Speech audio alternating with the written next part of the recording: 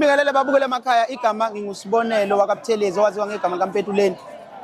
Bafowethu umntaka kuMazondi salukazi siyelo bone kanye nomzukulu waso. Imina ke oyiyellow bone akekho omunye umzukulu omhlophe. Ngithi mina kuwe kusase yiyo leyo mpahla umphehli wemfundo foundation lapho esiqhakambisa khona imfundo phambili sithi phambili ngemfundo esisiza khona futhi izingane ezintulayo kakhulu ikakhulukazi nawo wonke nje omunye umuntu kodwa nje esiqhambisayo ukuthi izingane ezintulayo zikhona ukusizakala ngamabhazari njalo njalo. Lana ke sixuba ientertainment nemfundo ukuze kuzohlezi kumnandi. Nginiphathele uSkenqe uMfokabiyela eyami iboshiwe ke namhlanje kodwa sizoyicaca. Ngana kwethu ninjani? Mfowethu ngiyaphila kuhamba kanjani? Hayi no mfowethu asikhali ngalutho. Ngithi mfowethu ake nginje nqamba ngicabanga ukuthi umbuso wamaciko usunesikhathi ukhona futhi uyahlomula nawe lapho nalapho uyabona.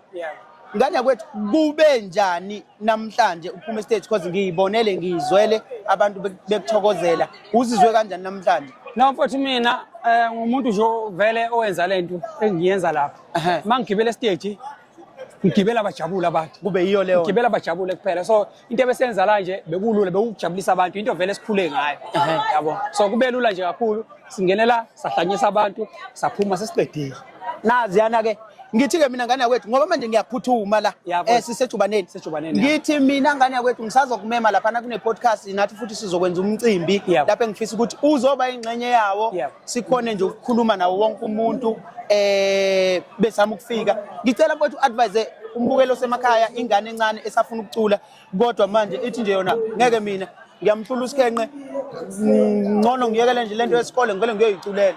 Ingathini advice yakho? Ukhuluma nje iqiniso mina ngiyiproduct yasemashingeni ngiyiproduct yasemashingeni so ngiyajabula kakhulu mfowethu umsebenzi owenzayo njengamanje ukuthi usikhuphule since umuntu vele eqalile wasebenza nani efike endimeni so bafowethu uma uthi ufisa ukucula ungezwe ukuthi uzohlula uSkenqe ngoba uSkenqe lento mhlawumbe una 4 years eyenza and uyazazi ukuthi ufuna uachieve ngawe uya kuphi nendawo enza lokho kusuke kuyiphupho lakho uma uthi iphupho lakho ukuthi ucula because iphupho lakho msukucula because ngibona ukuthi uzothula mina because mina ngihluleki uyabo so bafowethu yilokho bafowethu ngiyacela abafowethu basubscribe ku channel bayibukele ngane kwethu siyabonga kakhulu. Ngicela mfowethu ukuthi uphinde futhi uvele lapha uzongivakashela ku podcast sihlale kabanzi sixoxe kabanzi noSkenqe sazi uSkenqe ukuthi ubani wakabani wenzani njalo njalo.